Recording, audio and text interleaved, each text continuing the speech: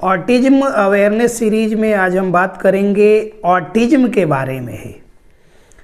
हम ऑटिज्म के बारे में जब बोलते हैं तो फिर ये होता है ना कि क्योंकि ये टॉपिक ऐसा है ना कि इसके इर्द गिर्द लाखों करोड़ों मिथ्स जो बोलते हैं, मतलब कि इसके बारे में भ्रम और फैक्ट्स बहुत कम हैं। इसलिए बार बार हम जब ऑटिज्म अवेयरनेस सीरीज में आज ऑटिज्म के बारे में ही बात करेंगे, इस बात पे हम ज़्यादा जोर देते हैं। मिथ ये है, मतलब इसके बारे में भ्रम ये है कि ये क्योर नहीं होता है। इसके अलावा मिथ ये है कि ये दवाओं से क्योर हो जाता है, या फिर काफ़ी हद तक ये हो सकता है, या फिर ये देंगे तो ये हो सकता है। मिथ इसके बारे में ये है कि ये सिर्फ विटामिन डी की कमी से हो जाता है। मिथ इसके बारे में ये है कि ये सिर्फ जेनेटिक होता है, हेरिडिटरी कुछ ये आ रहा है उसी में होता है। ये इस तरह के सैकड़ों हजारों, मैंने लाखों बात करी कि लाखों तो मिथ हैं। फैक्ट्स कुछ ऐसे हैं कि ये क्योरेबल है, टर्म कंडीशंस अप्लाइड हैं इसके साथ में, नियम एवं शर्तें लागू हैं इसमें। अब टर्म कंडीशंस क्या है, ऑटिज्म का एक डिटेल्ड वीडियो हमने बनाया था, 4 एपिसोड में हमने बनाया था। वो लगभग 1-1.25 घंटे का वीडियो है। एंड स्क्रीन पे वो वीडियो आपको मिल जाएगा। उसमें टर्म्स कंडीशंस के बारे में बात की गई है, और वो वीडियो हम दावे के साथ कह रहे हैं कि वो वीडियो जिसने पेशेंस के साथ पूरा देख लिया होगा, उसको ऑटिज्म के बारे में सारे डाउट्स जो हैं वो क्लियर हो जाएंगे, और रियलिटी क्या है वो सारी बातें समझ में आ जाएंगी। आज के वीडियो में स्पेशली हम बात करने वाले हैं कि इतने सारे मिथ्स फैक्ट्स के बीच में पेरेंट्स कंफ्यूज से रहते हैं कि सही कौन कह रहा है, गलत कौन कह रहा है, और डिफरेंशिएट करना मुश्किल है। अब जाहिर सी बात है कि जिस चीज़ की बिल्कुल समझ ही नहीं है वो किसी की भी बात सुनेगा, जिसकी बात जब सुनेगा उसको वही बात सही लगेगी। फिर वो जो गलत बात भी बोली गई उसको सही लगी, फिर किसी और की बात सुनेगा, उसको अपोज वो कर रहा होगा कि मतलब उसकी बातों को, मतलब कॉन्ट्राडिक्टरी बातें कुछ आ रही हैं, उसको वो क्या कर रहा है कि काट रहा है और कह रहा है कि हम जो कह रहे हैं ये सही है, फिर आपको वो सही लगने लगेंगे।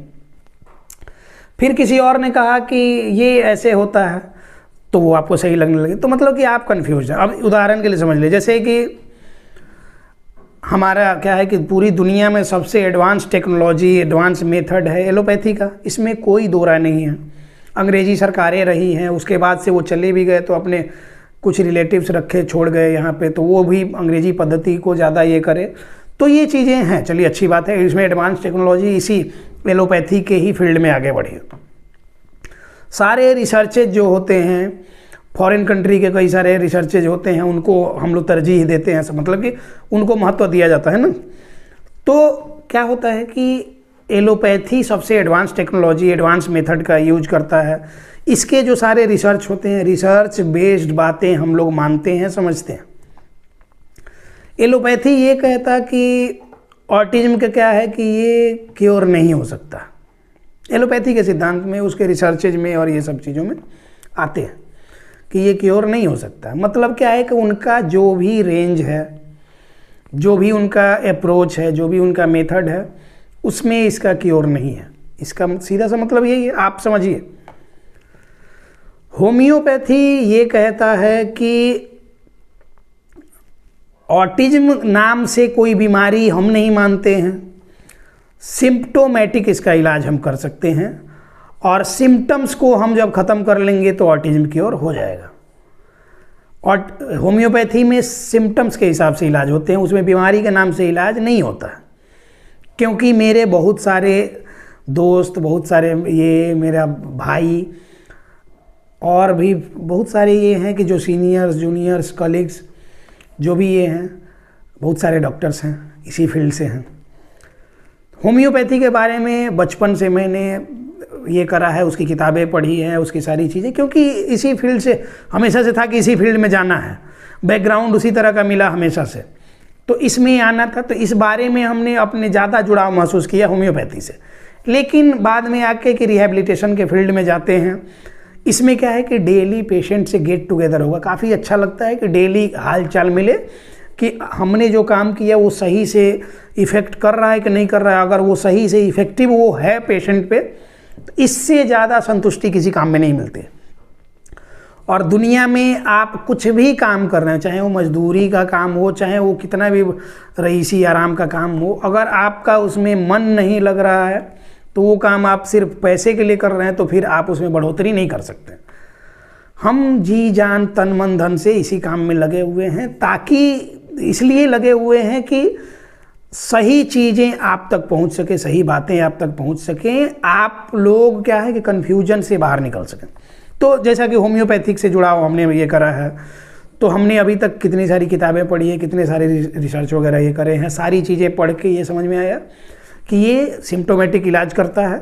इसमें जानने पर काफ़ी हद तक क्योर इसका है। डॉक्टर पे डिपेंड करता है, एक्सपीरियंस पे डिपेंड करता है, डेडिकेशन पे डिपेंड करता है, आपकी सिंसियरिटी पे भी डिपेंड करता है। साथ ही साथ आयुर्वेद के बारे में बात करते हैं। तो आयुर्वेद जो है कि हमारे इस धरती पे सबसे पुरातन जो ये है मतलब चिकित्सा पद्धति है, सबसे पुरानी जो चिकित्सा पद्धति है वो आयुर्वेद ही है। शल्य क्रिया मतलब कि सर्जरी जो सबसे पहले शुरू हुई तो आयुर्वेद से ही शुरू हुई। तो आयुर्वेद तो काफ़ी हद तक इफ़ेक्टिव है ही है, लेकिन क्या है कि इसको कभी भी महत्व दिया नहीं गया, और इसका महत्व बिगाड़ने में सबसे बड़ा जो जिनका हाथ है वो खुद ही आयुर्वेद वाले डॉक्टर लोगों का।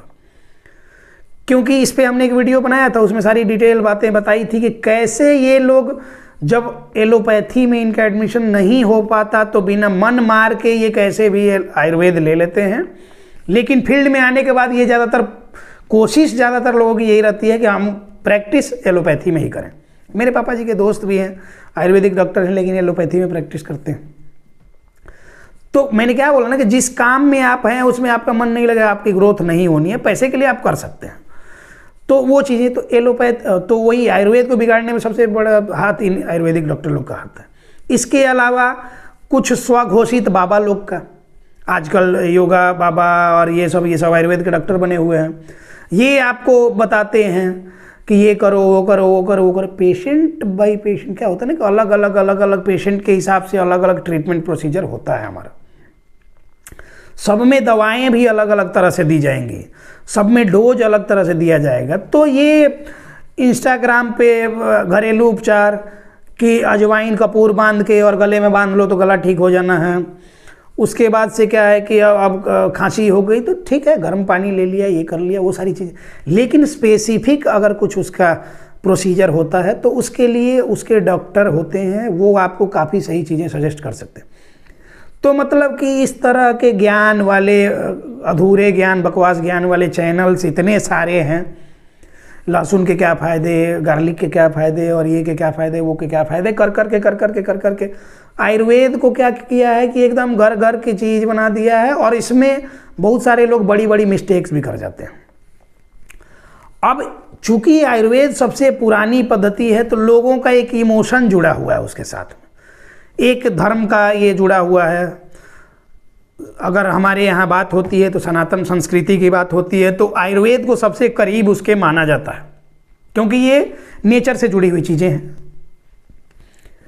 ये सब ठीक है, लेकिन एविडेंस बेस्ड अप्रोच कहाँ है? इसमें एविडेंस बेस्ड अप्रोच होना चाहिए, ये चीज़ें नहीं है।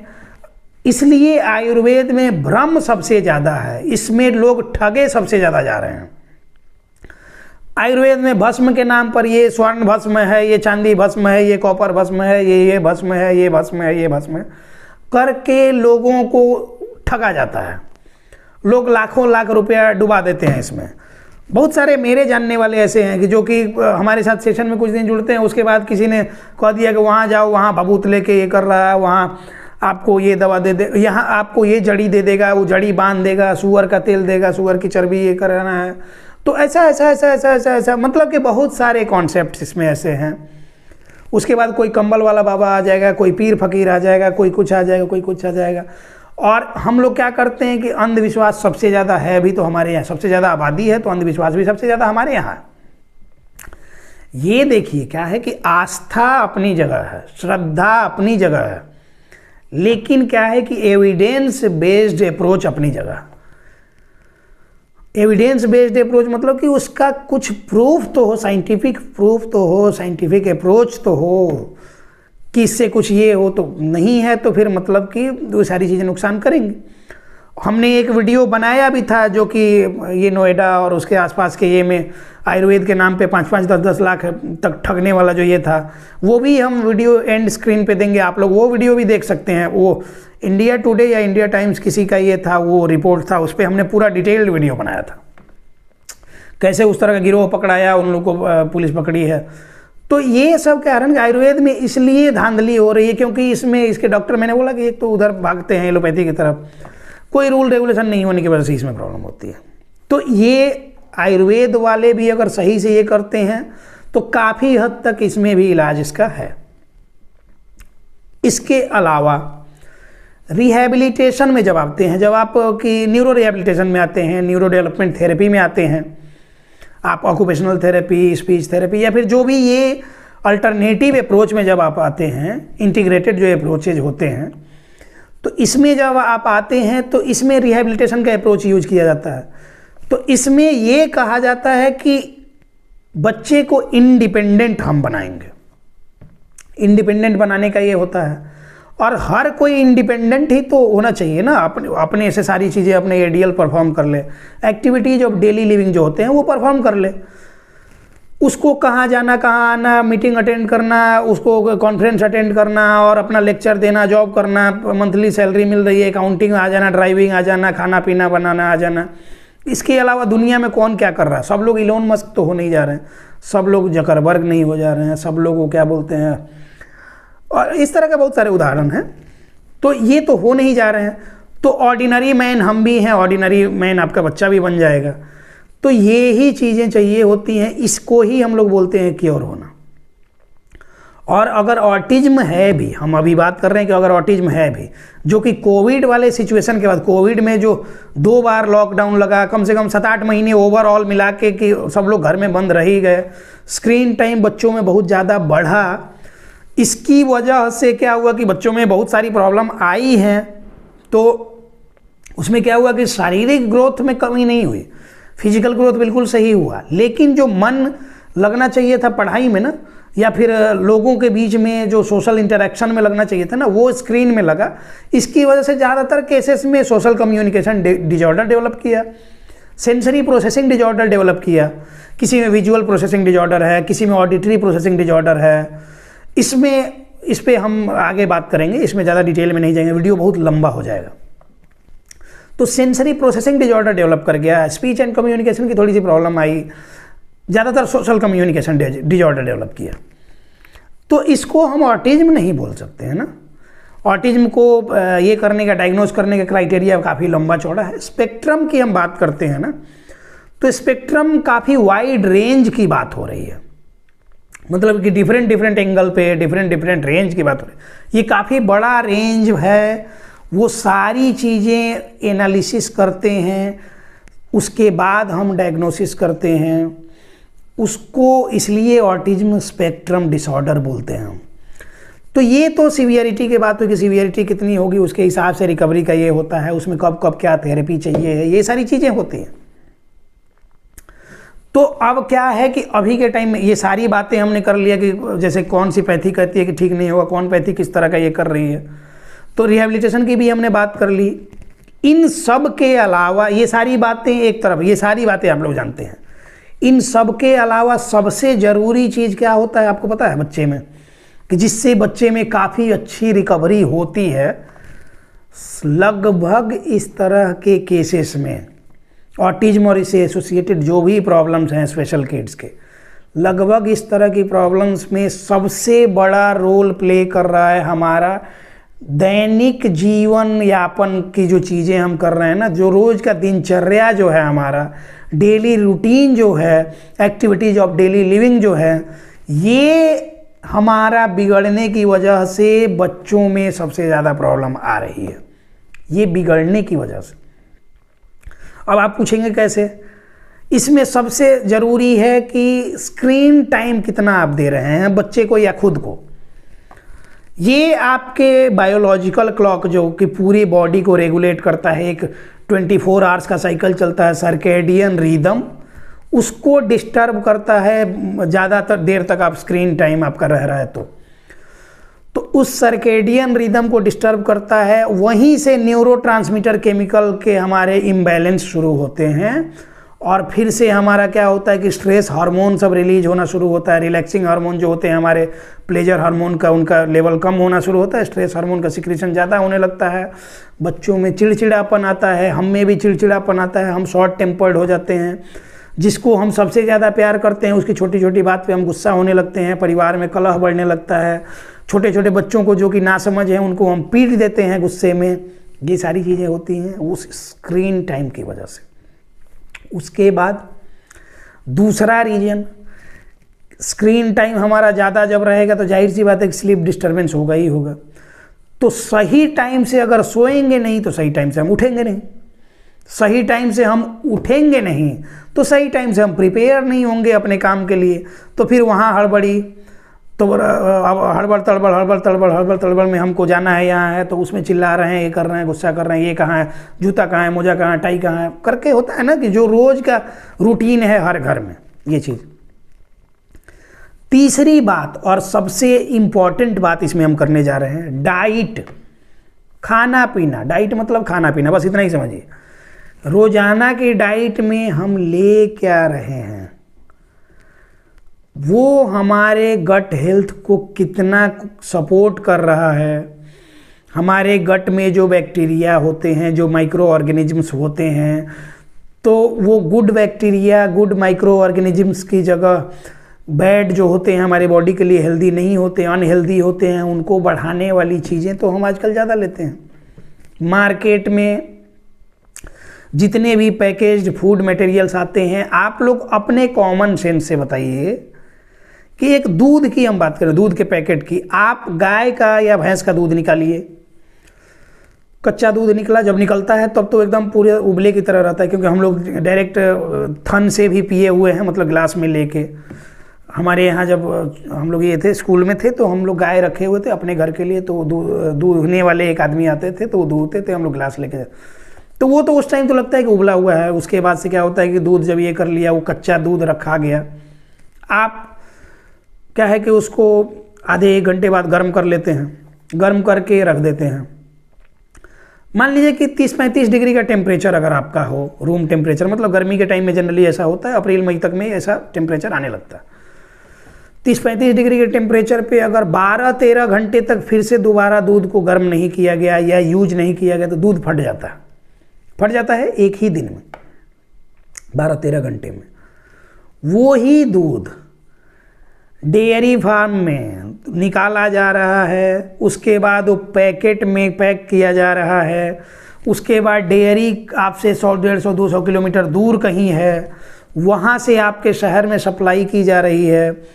उसके बाद उस पैकेट में 2-3 दिन तक, मतलब जिस दिन पैक हुआ उसी दिन तो आपको डिलीवर हो नहीं रहा है, वो 1-2 दिन बाद डिलीवर हो रहा है। उसके बाद दूध वाला जो दुकान है उसके पास आ रहा है, वो डीप फ्रीजर में एक लिमिटेड टेम्परेचर होता है कि इस, मतलब एक फिक्स टेम्परेचर होता है कि इस टेम्परेचर पे रखेंगे तो ये ख़राब नहीं होगा। ख़राब होगा भी, अगर इस टेम्परेचर पर भी ख़राब हो गया तो आपका मतलब कि उसको रिप्लेस करके कुछ और देता है लोग। जैसे कि हम लोग भी पैकेज दूध कभी कभी लाते हैं, फट गया तो दुकानदार दूसरा दे देता है, मतलब उसको भी मिलता होगा।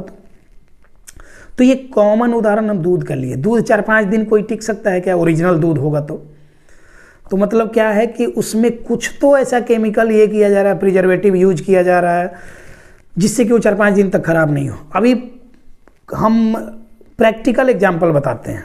कुछ दिन पहले मेरे घर पे च्यवनप्राश बना। च्यवनप्राश जो होता है कि हम लोग मार्केट का नहीं खरीदते, जनरली कोई भी चीज़ें मार्केट से हम लोग नहीं लाना पसंद करते।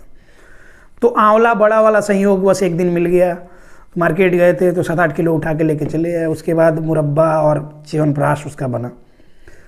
हमारा च्यवनप्राश हमने क्या किया कि सोचा कि फ्रीज में नहीं रखते हैं, क्योंकि फ्रीज को अवॉइड करते हैं जनरली, हम उसमें रखी हुई चीज़ें नहीं खाते हैं। फ्रीज में तो एक तो है कि जो चीज़ें ख़राब नहीं होनी है और आपको तुरंत यूज कर लेना, तो फ्रीज में तो उसको रखे नहीं। रखते हैं तो रख के फिर निकाल के तुरंत हम लोग जो गर्म करते हैं वो टॉक्सिक, उसमें बहुत सारे ये आ जाते हैं। तो वो नुकसान करता है। तो वो चीज़ें हम करते नहीं हैं। फ्रिज में नहीं रख के हमने सोचा कि उसको अलमीरा में रख देते हैं। 2-3 दिन के बाद उसमें क्या हुआ ना कि फंगस लगना शुरू हुआ, कवक, वो जो ये होता है ना फफूंदी लगना शुरू हो गया उसमें। मतलब क्या है कि उसमें कुछ भी केमिकल यूज नहीं किया गया है। नेचुरल जो चीज़ें होती हैं, बहुत तरह की जड़ी बूटियाँ उसमें लगती हैं, 25-30 तरह की लगती हैं, उसको कूट के तब जाके डाला जाता है, वो करा जाता है। तो नेचुरली जो बनाया गया उसमें कुछ भी प्रोसेस्ड उसका ये नहीं है, कोई भी केमिकल नहीं मिलाया गया। इसकी वजह से क्या हुआ कि जल्दी ख़राब होना शुरू हो गया। तो फिर उसको क्या किया गया, देखा गया कि अभी ये हो रहा है तो उसको क्लियर करके और उसको डीप फ्रीजर में डाल दिया गया। अभी डीप फ्रीजर में है तो उसको कोई प्रॉब्लम नहीं होती, उसमें कुछ भी नुकसान नहीं हो रहा। अब आप बताएं कि ये च्यवनप्राश जो हमको मिलता है, हमारे डिब्बे में आता है सोना चांदी च्यवनप्राश, इसके अलावा हीरा मोती च्यवनप्राश, इसके अलावा हीरा पन्ना च्यवनप्राश और क्या क्या करके, मतलब उसमें उसकी शक्ति होती है। पहले प्रचार में हम लोग देखते थे चीज़ें जो आपके हमारे बीच में बांट दी जाती हैं जो जहर के तौर पे, वो सब हमको नुकसान करते हैं। हमको लगता है कि हम हेल्दी चीज़ खा रहे हैं, लेकिन उसके बारे में जो पीछे पूरा उसके जब आप जाएंगे इंग्रेडिएंट्स क्या क्या डाले हुए हैं, कंपोजिशन क्या क्या, आप जब देखेंगे तो सारी चीज़ें आपको मिल जाएंगी उसको। तो फिर आपको समझ में आएगा कितना उसमें एडेड शुगर है, कितना उसमें एडेड केमिकल है, कितना एसेंस है, कितना क्या है क्या है। ये सारी चीज़ें जो हमारे डेली रूटीन में आ रही हैं। इसके अलावा भी हम लोग क्या करते हैं कि महीन अनाज की तरफ धीरे धीरे बढ़ते जा रहे हैं। हमको मैदा का वो क्या बोलते हैं कि वो हमको जो भी भटूरे और नान पराठा और जो भी चीज़ें होती हैं, नान वान जो भी होता है मैदे से बनता है, ये चीज़ें हमको पसंद है। इसके अलावा हमको मोमो, पिज़्ज़ा और ये सारी चीज़ें पसंद है, बर्गर वगैरह, ये डेली के यूज में लोग ले रहे हैं।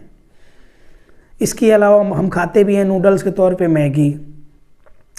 इसके अलावा बहुत सारी चीज़ें, अनहेल्दी चीज़ें जो हम खा रहे हैं डेली के यूज में, शुगर कंटेंट इतना हम ले रहे हैं कि जिसका कोई हिसाब नहीं है।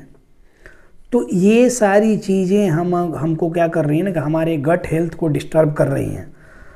इसकी वजह से ही बच्चों में गट हेल्थ इश्यूज होते हैं, कॉन्स्टिपेशन वगैरह की प्रॉब्लम होती है। इसके अलावा बहुत सारे इश्यूज आते हैं और ये चीज़ें हमारे पूरे सिस्टम को डिस्टर्ब करती हैं। और आप सिंपल सी बात समझिए कि किसी दिन आप सुबह उठे और रात में कुछ आपने ऐसा हैवी ये खाना खाया था, ऑयली खाना खाया था, जिसकी वजह से क्या हुआ कि आपका पेट ये हो गया, सुबह आपका पेट फ्रेश नहीं हुआ। तो पेट फ्रेश नहीं हुआ, उसके बाद आपको समय भी नहीं मिला क्योंकि आपको जल्दी से ऑफिस भागना था, इसलिए आप दोबारा जा नहीं पाए टॉयलेट वगैरह के लिए। उस दिन आप एक दिन में देखिए कि आप कितने डिस्टर्ब रहते हैं। सारा काम एक और आपका दिमाग दिन भर इसी पे रहेगा कि पेट फ्रेश नहीं हुआ। कुछ भी खाएंगे तो डिस्पेप्सिया के सिम्टम्स आएंगे, बदहजमी टाइप ये आएगा, कट्टा डकार वगैरह आ सकता है। ये सारी चीज़ें होती हैं, सारे लोग फील कर सकते हैं, किए होंगे। सिर्फ एक दिन प्रॉपर हम फ्रेश नहीं हुए तो ये हाल रहा। बच्चे कई सप्ताह तक, कई महीने तक फ्रेश नहीं होते हैं, उनका क्या हाल होता है। तो वो जो गट हेल्थ हमारा डिस्टर्ब जब हो गया तो आप कैसे लगता है आपको कि बच्चे में चिड़चिड़ापन नहीं आएगा, वो एग्रेसिव नहीं होगा, क्योंकि वो तो एक्सप्रेस भी नहीं कर पा रहा है कि कहना क्या चाह रहा है। आप समझ नहीं रहे हैं, उसको प्रेशराइज कर रहे हैं, उसको ये कर रहे हैं, उसको टॉर्चर कर रहे हैं, तो फिर प्रॉब्लम तो है। तो गट हेल्थ इश्यूज को सॉल्व करना ऑटिज्म को जीतने के बराबर है। तो इसको सॉल्व करने के लिए हमको खान पान सुधारना होगा। खान पान में ज़्यादा कुछ भी नहीं करना है, हम बता देते हैं क्या नहीं करना है, बस आपको जान लेना है। बाकी क्या क्या करना है आप खुद डिसाइड कर लीजिए। सबसे पहला कि जो भी आपके किचन में जितने भी वाइट अनाज हैं या प्रोडक्ट्स हैं, उनको आप किचन से बाहर करें। सबसे पहले वाइट साल्ट और वाइट शुगर, नमक और चीनी। जो रिफाइंड शुगर हम लोग यूज करते हैं, केमिकल सल्फर से वो ये होता है। हमारे यहाँ तो चीनी मिल है, हम लोग तो पूरा प्रोसेस जानते हैं कैसे ये होता है। चीनी वहाँ पे रॉ फॉर्म में आ रहा है, वहीं पे मजदूर उसमें घुसे हुए हैं। अब उसका लॉट इतना दूर का लगा हुआ है कि उससे निकल कहीं बाहर नहीं, इधर थूक रहे हैं, इधर ये हो रहा है, जानते हैं कि केमिकल डलाएगा सब तो साफ हो ही जाएगा। तो वो चीनी जनरली अवॉइड किया जाता है ना पूजा में। बहुत सारे लोग तो कर भी लेते हैं, पूजा के लिए खीर बनाएंगे तो चीनी ही डाल देते हैं। लेकिन हमारे यहाँ गाँवों में अभी भी सभ्यता संस्कृति और पुरानी चीज़ें बची हुई हैं। तो उसमें क्या होता है कि कभी भी घर में जब पूजा पाठ के लिए ये बनता है तो खीर हमेशा गुड़ में बनाया जाता है। क्यों? क्योंकि वो रॉ फॉर्म में है, वो शुद्ध है, तो रिफाइंड शुगर नहीं डाला जाता है। तो चीनी और नमक, उजला नमक हमने मना किया। दूसरा, मैदा और इस तरह के जितने महीन अनाज जो होते हैं, जो पैकेज आटा वगैरह आता है, वो पैकेज आटा जो बोलता है ना कि इसमें क्या होता है कि हम ये है, ये रिच फाइबर है और ये है और वो है और वो है, कुछ भी नहीं। उसमें भी आप जाकर पढ़ेंगे तो आपको समझ में आ जाएगा कि ये कुछ नहीं है, ये मैदा मिलाया हुआ ही। तीसरी चीज़ की बात कर रहे हैं कि इसमें हमारे होते हैं पैकेज्ड फूड, जो जितने भी आते हैं, जंक फूड उसमें आ जाएगा, मार्केट वाला फास्ट फूड उसमें आ जाएगा, जो कि जनरली आजकल फैशन बना हुआ है। बच्चों के बर्थडे पे भी हम लोग क्या करते हैं कि जो बड़े बड़े हमारे शहर के मिठाई वाले शॉप होते हैं, वो लाल पीला करके जिनका नाम होता है, उनसे हम क्या करते हैं कि अपने जो भी सेलिब्रेशन का ओकेजन हमारा होता है उस पर हम उनसे क्या करते हैं कि पैकेज्ड ऑलरेडी रेडीमेड चीज़ें मंगवाते हैं। तो उसमें हम ऑर्डर देते हैं कि इसमें ये पीस रहना चाहिए, ये पीस रहना चाहिए। इसके साथ में क्या होता है कि एक बर्गर जो कि 10-15 दिन से सड़ा हुआ पड़ा हुआ है उसमें, वो भी आप ऐड कर दीजिएगा इसमें, क्योंकि हमको शो ऑफ करना है, हमको दिखाना है कि हम महंगे जगह से मंगाए हैं, उसका बर्गर मंगाए हैं। और वो हम लोगों ने भी कभी कभार कहीं कहीं गए हैं उस तरह के ये में, तो वो मिला है तो खाने की ट्राई की है, कोशिश की है, लेकिन खा नहीं पाए हैं। वो कैसा होता है नहीं समझ में आता। तो ये पैकेज चीज़ें, ये सारी चीज़ों के अलावा आप जो डेली यूज में ले रहे हो, आप जो कोल्ड ड्रिंक ले रहे हो, आप जो मिल्क ले रहे हो पैकेज्ड, आप जो मिल्क चॉकलेट ले रहे हो, आप जो सॉफ्ट ड्रिंक के नाम पे चीज़ें ले रहे हो, आप जो केक ले रहे हो, पेस्ट्री ले रहे हो, ये सारी चीज़ें आ गई मार्केट की। इन सारी चीज़ों को अवॉइड करना। चौथे नंबर पे, और हम बोलते हैं कि अंत भला तो सब भला, चौथे नंबर पे इम्पॉर्टेंट ये है कि नॉन वेज फूड्स छोड़ें। आप जिस अंडे को प्रोटीन वाला कह के ये करते हैं, वो पोल्ट्री फार्म में कैसे मुर्गी को अंडा दे के और उसको स्टिमुलेट, उसको सुई दे के स्टिमुलेट करके जो अंडा प्रिपेयर नहीं हो रहा है, वो मतलब कि आर्टिफिशियल अंडा उससे निकाला जा रहा है, जिसकी उम्र 1 साल 2 साल 3 साल की होनी चाहिए, उस मुर्गी को 6 महीने 7 महीने में मार दिया जा रहा है। वो सिर्फ अंडा के चक्कर में, आर्टिफिशियल ये के चक्कर में, आप उसको प्रोटीन कहते हैं, आप वो जहर दे रहे हैं। इसके अलावा नॉन वेज फूड्स में आप कह रहे हैं कि मछली खिलाओ तो उससे ये होगा। ओमेगा 3 फैटी एसिड ही चाहिए, वो सारी मछलियों में मिलता नहीं है। उसके लिए स्पेसिफिक कुछ मछली, टूना हो गया, मैक्रेल और इस तरह की कुछ मछलियों का नाम आता है जिसमें कि वो मिलता है। लेकिन उससे ईजिली आपको तीसी फ्लैक्स सीड पाउडर मिल जाएगा, ओमेगा 3 फैटी एसिड का रिच सोर्स है वो आपको मिल रहा है ना। तो उसमें आप ये कीजिए ना, जितने तरह के सीड्स वगैरह होते हैं, पंपकिन सीड से लेकर आपको जितने भी नट्स हैं, जितने भी ये हैं, खीरा वगैरह के ये जो आता है ना पूरा पर हमारा मिक्स पूरा ड्राई फ्रूट का, ये वो सारी चीज़ें आप बच्चे को दे सकते हैं उन सब चीज़ों की जगह। इसके अलावा आप मीट देते हैं, जानवरों का मांस देते हैं, किसी जीव को मार के उसका मांस आप दे रहे हैं। अब आपका जो ब्लड है, उस जानवर का जो ब्लड है वो मिक्स होके किसी का नहीं रहा, तो फिर उस जानवर का एग्रेसिव बिहेवियर आपके बच्चे में आना स्वाभाविक सी बात है, इसमें कुछ कहा ही नहीं जा सकता है। दवाएं जो आप पे शोध होके आई हुई हैं, वो चीज़ क्या है कि जानवर का मांस और खून मिलने की वजह से आप पे भी वो उनको उनमें तो हैवी डोज दिया जाता है, तो वो ना उनमें सूटेबल होगा वो दवा, ना आप में सूटेबल होगा। इसलिए दवाओं का डोज बढ़ते जा रहा है दिन पर दिन हमारा, तो प्रॉब्लम तो है ना जी। तो नॉन वेज भी छोड़ें। ये 4 तरह के फूड्स अगर आपने छोड़ दिए, इसके अलावा दुनिया में जितने भी, देखिए अब देना क्या है, बहुत सारे लोग पूछेंगे कि देना क्या है, आपने तो सारी चीज़ें जो हम रोज़ खा रहे हैं बड़े चाव से सारी चीज़ें ही मना कर दिया, तो अब देना क्या है, ये भी वो सवाल होगा आपका। तो देना ये है कि इस धरती पर भगवान ने जितनी सारी चीज़ें बनाई हैं जो अंकुरित होके पैदा हो रही हैं, मतलब बीज से निकल रही हैं, वो सारी चीज़ें एज इट इज़ जैसे नेचर ने दिया है उसी फॉर्म में अगर आप दे रहे हैं, उसका फॉर्म बिना बिगाड़े हुए दे रहे हैं, मतलब उसका रूपांतरण किए हुए बिना दे रहे हैं, उससे शुद्ध इस दुनिया में कोई भी चीज़ नहीं है। अब मान लीजिए कि जैसे उदाहरण के लिए हम समझ रहे हैं कि हालांकि वो नेचर ने तो नहीं दिया है, गुलाब जामुन, तो गुलाब जामुन है, जैसे वो बनाया गया है वैसे खाया जाए तो मिठाई है। उसको आजकल बेसन में डाल के गुलाब जामुन के पकौड़ा जो बना दे रहा है लोग, रील और वीडियो के वायरल होने के चक्कर में, उसी तरह हमने नेचर की चीज़ों के साथ कर दिया है, उसका मजाक बना दिया।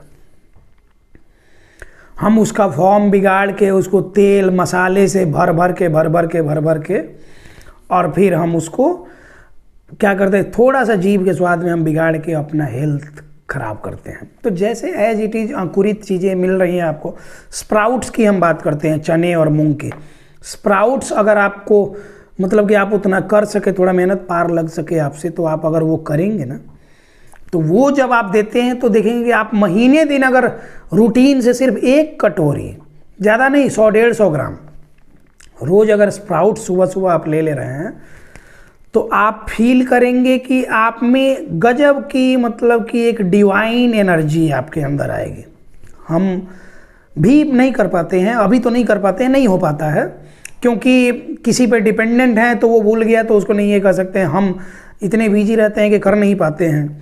जब कॉलेज में थे तो उस टाइम में करते थे, क्योंकि कॉलेज जाना था, सुबह सुबह जाना होता था, काफ़ी समय लग जाता था, तो ये सारी चीज़ें हम लोग लेते थे। और 10 से 15 दिन में ही क्या होता था कि गजब की फुर्ती और गजब का ये रहता था। उस टाइम सिर्फ 6 घंटे सोना, उसके बाद अर्ली मॉर्निंग से हम लोग का ये हो गया, उठा रेडी हुआ, ठंडे के दिनों में भी उसी टाइम का क्लास, गर्मी के दिनों में उसी टाइम में क्लास, टाइम से प्रेजेंट हो जाना, उसके बाद से आना, उसके बाद से अपना प्रोजेक्ट पूरा करना, पढ़ाई करनी है और सारे काम धाम है, एग्जाम के लिए प्रिपरेशन, ये सारी चीज़ें। तो उस टाइम एनर्जी का सबसे बढ़िया सोर्स वो स्प्राउट्स आप लोग समझ रहे हैं, अंकुरित चना, अंकुरित मूंग, ये आप दे सकते हैं। इसके अलावा जैसे ओमेगा 3 के लिए मैंने बोला कि वो वो फ्लैक्सीड पाउडर वगैरह, नारियल पानी की बात यहाँ आ ही गई है, तो नारियल पानी हर एक मौसम में, किसी भी समय में, कितनी भी क्वांटिटी में, जितना एक आदमी कंज्यूम कर सके वो दिया जाना चाहिए। वो कंप्लीट न्यूट्रिशन का सोर्स है नारियल पानी। उससे शुद्ध प्रकृति ने कुछ चीज़ दी ही नहीं, उस खोली के अंदर में वो प्राकृतिक अमृत है, वो बच्चों को आप दें। इसके अलावा आप क्या है कि दूध देने की जगह प्रेफर करें ना, कि दही दें, छाछ दें, मक्खन दे सकते हैं, लेकिन शर्त है कि ओरिजिनल दूध का वो भी होना चाहिए, वो भी मार्केट का प्रोडक्ट नहीं होना चाहिए। अनाज में आपने बोला कि वो सारी चीज़ें, आपने मैदा, आटा जो मार्केट का आता है वो छोड़ने के लिए बोला, तो उसके लिए क्या कर सकते हैं, मिलेट्स मतलब कि जो मोटे अनाज आते हैं, कोदो हो गया, मड़वा हो गया, बाजरा हो गया, मकई हो गया, ये सारी चीज़ों का आटा मिलता है मार्केट में भी, लगभग इसी दाम में मिलता है। वो पैकेट वाला ब्लेसिंग और आशीर्वाद नाम से जो चीज़ें आती हैं उन सबसे तो बढ़िया, और नील कमल और लाल कमल वाली चीज़ें जो आती हैं उससे तो बढ़िया ही आपको ये सारी चीज़ें कम उसी रेंज में मिल जाएंगी। ये ओरिजिनल चीज़ें होती हैं। नहीं मिले तो आप जाएं ना मार्केट में, हर जगह मॉल में अब ये सारी चीज़ें अवेलेबल हो रही हैं। हमारे क्या है कि इस धरती पे सबसे संसाधन से परिपूर्ण कोई देश है तो हमारा भारत देश। दुनिया में सबसे ज़्यादा संसाधनों से परिपूर्ण हम हैं, सबसे ज़्यादा डाइवर्सिटीज हमारे यहाँ, जाति में, धर्म में, सभ्यता, संस्कृति में, सब में विविधता में एकता, हम भिन्नता में एकता वाली बात बोलते हैं ना, यूनिटी इन डाइवर्सिटीज करते हैं कि पूरे लोग मिलके भिन्न भिन्न तरह की सभ्यता, संस्कृति, भाषाएं हम बोल रहे हैं, लेकिन हैं एक भारतीय। इसी तरह डिफरेंट जगहों पे डिफरेंट तरह के वनस्पति, वेजिटेबल्स और फ्रूट्स हमारे यहाँ अवेलेबल हैं। हम उन सब चीज़ों को छोड़ के उन चीज़ों को अपना रहे हैं दूसरे लोगों का कल्चर अपना रहे हैं, मतलब कि हम अपना वजूद ही खो रहे हैं हम दूसरे को कॉपी करने के चक्कर में। इसलिए उन लोग हमेशा से वो जो हैं वो दिखावा नहीं कर रहे हैं, वो हमेशा हर जगह टॉप पे ही कर रहे हैं। हम लोग उनको कॉपी करने के चक्कर में, कभी भी सस्ती कॉपी मार्केट में चलती है नहीं, तो अभी भी समझ लें। तो इस तरह के डाइट अगर आप फॉलो करते हैं, यकीन मानिए कि ये सारी चीज़ें जो मैंने बताई कि क्या नहीं करना क्या करना, इसके अलावा अब बच्चे के ऑटिज्म पे बात कर रहे थे, उसमें रिकवरी का क्या कैसे क्या होता है, बच्चे का सही से डायग्नोसिस होना, उसके बाद से सही ट्रीटमेंट प्रोटोकॉल चलना, उसके बाद से पेरेंट्स की सिंसियरिटी, ये सारी बातें ऑटिज्म को रिकवर कर सकती हैं। और इतना लंबा वीडियो हमारा हुआ, इसमें बहुत सारी बातें बताई गई। इसके बाद भी अगर आपको कन्फ्यूजन है कि कहाँ जाएं कि बच्चा आपका ठीक होगा, तो उसके लिए आप सीधे इन सारी बातों को फुलफिल करने के लिए, सही से उसको इम्प्लीमेंट करने के लिए आप हमारे पास आ जाएं। पहले सप्ताह से ही आपके बच्चे में इम्प्रूवमेंट होगी, इसकी गारंटी है। आप अगर थोड़े से भी सिंसियर हैं तो बाकी सारी चीज़ें हम आपको सिखा देंगे और आपका बच्चा क्योर हो जाएगा, उसको चाहे जितनी भी प्रॉब्लम है। आप हमसे संपर्क करने के लिए ये जो नंबर नीचे में दिया हुआ है, इस पर आप संपर्क कर सकते हैं। हमारे मैनेजमेंट का नंबर है, क्या प्रोसीजर है वो आपको भेज देंगे। बहुत सारे लोग कहते हैं कि चार्ज कॉस्टली है या फिर ये ऐसा है, अब टाइम इतना है, ये है वो है करके। तो क्या है कि देखिए हमारे यहाँ जो है वो है, इसमें हम चेंजिंग नहीं कर सकते। बहुत हमारे पास आता है जब मैनेजमेंट की तरफ से आता है कि इस तरह का कंसर्न है, कुछ लोग ऐसा कह रहे हैं, कुछ लोग ऐसा कह रहे हैं। तो देखिए क्या है कि आपके लिए तो हम ये अपना नियम चेंज करने नहीं जा रहे हैं। बेटर ये है कि आपको सूट करे तो आप हमारे साथ जुड़ जाएं। हाँ, ये है कि जब तक आप जुड़े नहीं हैं आपके मन में हज़ारों सवाल हैं, जब आप जुड़ जाएंगे तो सारे सवालों का जवाब आपको मिल जाएगा। और आप यकीन मानिए कि दुनिया में हर जगह से भी निराश आप हैं, हमारे साथ जिस दिन से आप जुड़ेंगे उस दिन से ही आप समझ में आ जाएगा आपको कि आपके बच्चे में अब इम्प्रूवमेंट होगी और आपका बच्चा ठीक होगा। और आपके बच्चे के फ्यूचर से ज़्यादा इम्पॉर्टेंट नहीं है वो पैसा जिसके बारे में आप सोचते रहते हैं कि इतना पैसा लग जाएगा, इतना पैसा लग जाएगा। आप जाएं तो फिर जांच कराएं, जाके दवाई खिलाते रहें और बच्चे को फिर ठीक कर लें। और ठीक कर जाए, अगर दवा से ठीक हो जाए तो फिर हमको भी बताएं, हम भी कुछ बच्चों को वहाँ भेज देंगे कि भाई जाओ वहाँ दवा खिलाओ, उसी से ठीक हो जाएगा। अंत में कुछ बातें आपको वार्निंग के तौर पे अलर्ट करने के लिए, फ्रॉड से बचने के लिए हम समझाते चलें। क्या होता है ना कि एक समय में इंजीनियरिंग का बहुत बड़ा क्रेज़ था। जब हम लोग बचपन में थे, स्कूल वगैरह में होंगे, चौथे पाँचवें छठे क्लास में, अब इतना ये नहीं है कि कब, लेकिन वो 4-5 साल के टाइम में हमने सुना था कि फलां का लड़का इंजीनियर हो गया, फलां की लड़की इंजीनियर बन गई। इंजीनियर एक तो नाम ही इंग्लिश वाला है, अभियंता बोले तो समझ में भी आवे।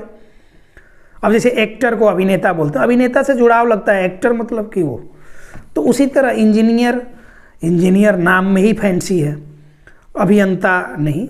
तो इंजीनियर जो बनता था, लगता था कि ये कोई बड़ा सा सेलिब्रिटी है, कोई नेता मंत्री और बड़ा से हीरो टाइप कुछ, वो भौकाल उसका था। फिर क्या हुआ ना कि इंजीनियरिंग का स्तर ही खत्म हो गया, गाजर मूली के भाव हो गया। क्योंकि जब बिना रूल रेगुलेशन के मनमाना कॉलेज खुलते जाएंगे, मनमाना कुछ भी उनका रूल को फॉलो करेंगे नहीं, बेसिक जो नॉर्म्स हैं, प्रोसीजर्स हैं, उसको फॉलो नहीं करेंगे, लोग भी डिग्री लेने के चक्कर में जब ये करना शुरू कर देंगे तो ये प्रॉब्लम आएंगे। ठीक है, जब थोड़े और बड़े हो गए, जब हमको लगता है कि सीनियर सेकेंडरी वगैरह में हम लोग आ गए, उस टाइम में बीएड वगैरह का चलन देखे कि मतलब कि वो एजुकेशन वाला जो ये होता है कि उसमें टीचर की बहाली होती थी, उसमें लोगों का बढ़िया ये हो जा रहा था।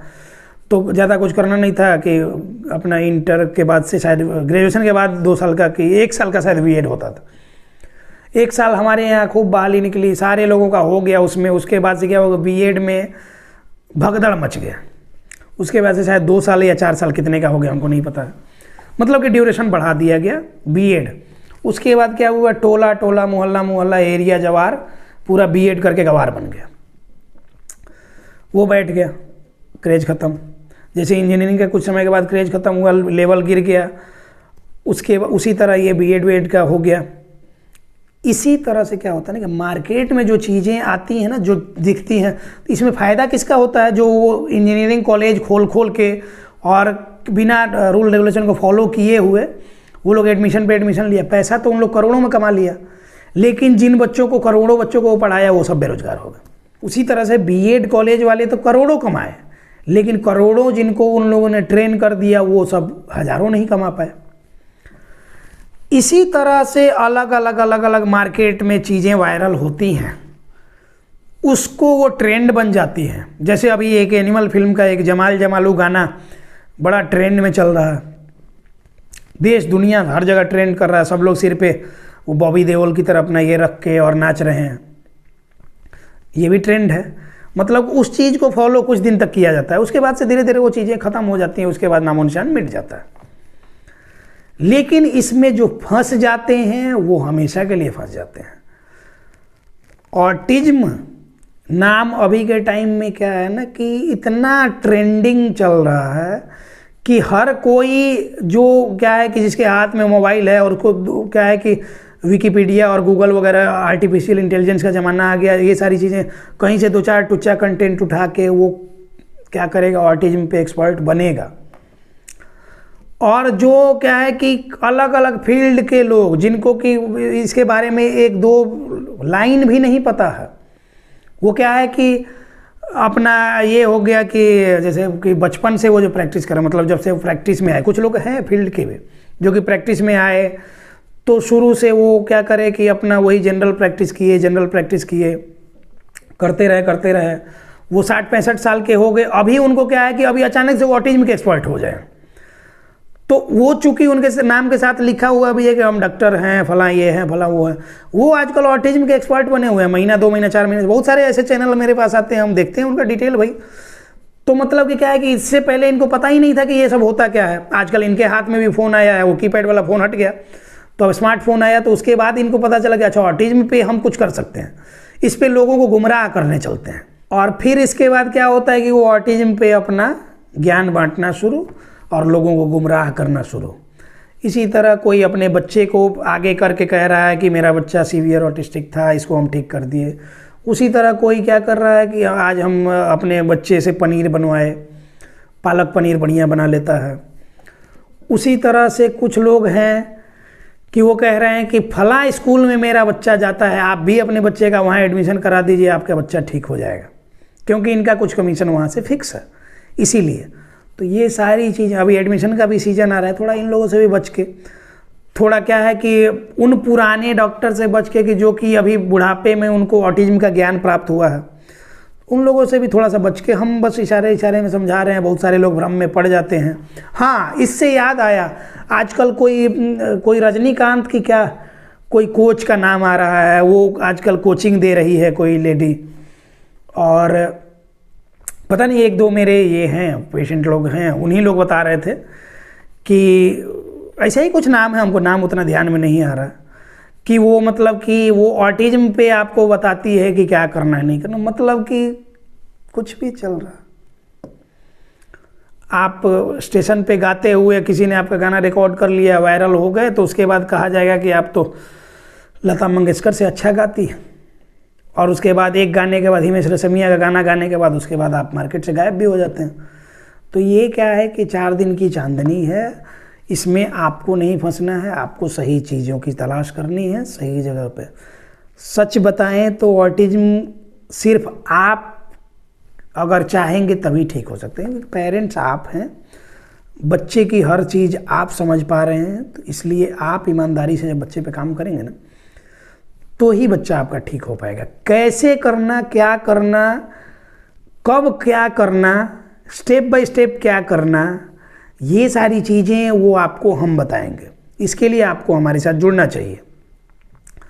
और हमारा स्लोगन हमेशा याद रखें कि बी वेयर बी पॉजिटिव, मतलब कि सावधान रहिए, सकारात्मक रहिए। ऑटिज्म इज क्योरेबल, ऑटिज्म ठीक हो सकता है। आई बात समझ में?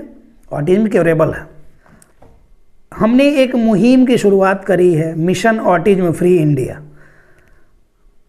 मतलब कि ऑटिज्म मुक्त भारत। इसलिए हम ये कहते हैं क्योंकि हमारा देश जो है ना, ये दूसरों को कॉपी करने में सबसे आगे है, इसलिए सारी प्रॉब्लम्स यहाँ शुरू हो रही हैं।